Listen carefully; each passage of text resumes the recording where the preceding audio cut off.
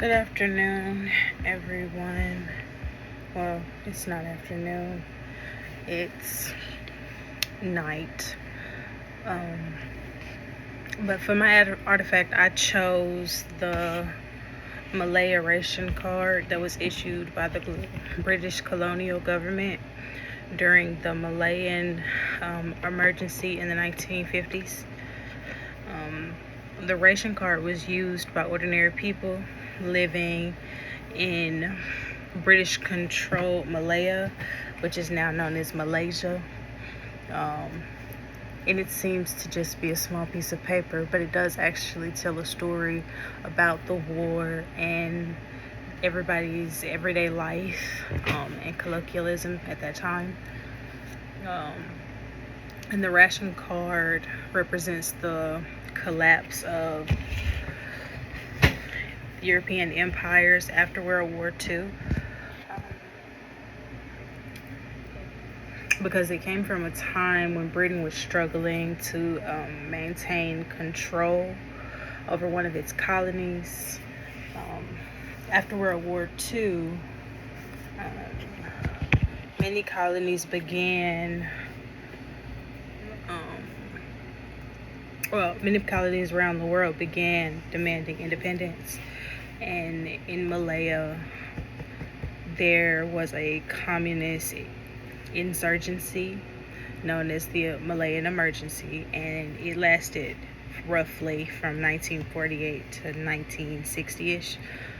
Britain tried to defeat the insurgents, but they also at the same time were trying to hold on to their colonial rule. And though Britain eventually did defeat the communist movement, it also made them kind of realize that their rule could not last forever. And Malaya did become independent in 1957. And it made the ration card kind of a reminder of those final years of the British colonial rule. And I'm going to show you a picture. This is it. I have it on my computer.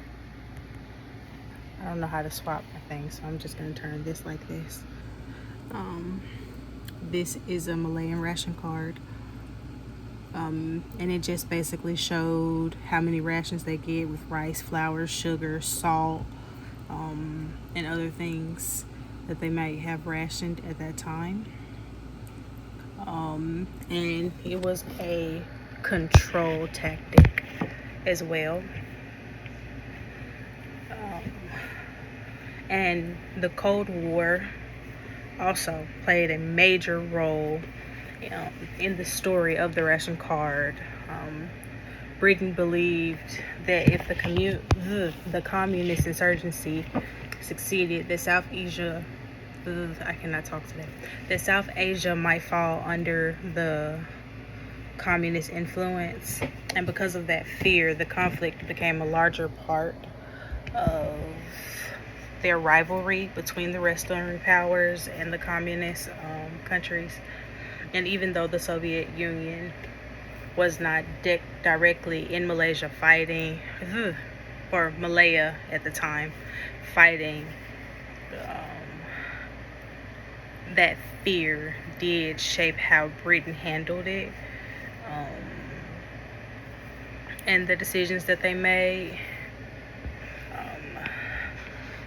And then some of the other Western countries, including Australia, also supported the British efforts, but because they wanted to prevent the spread of communism during the Cold War.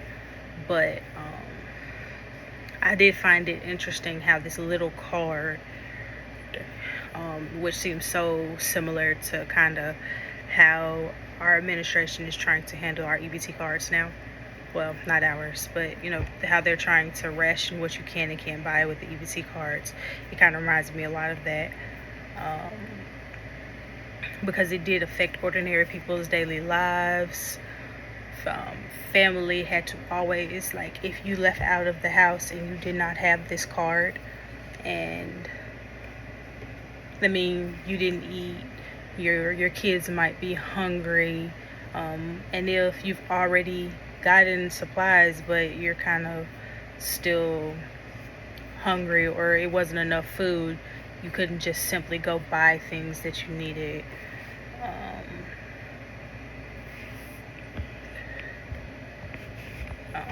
but and that was kind of, I don't think that that's very, or I couldn't imagine being in that situation. And the British government was using the rationing limit to limit the supplies from reaching a lot of the communist fighters specifically.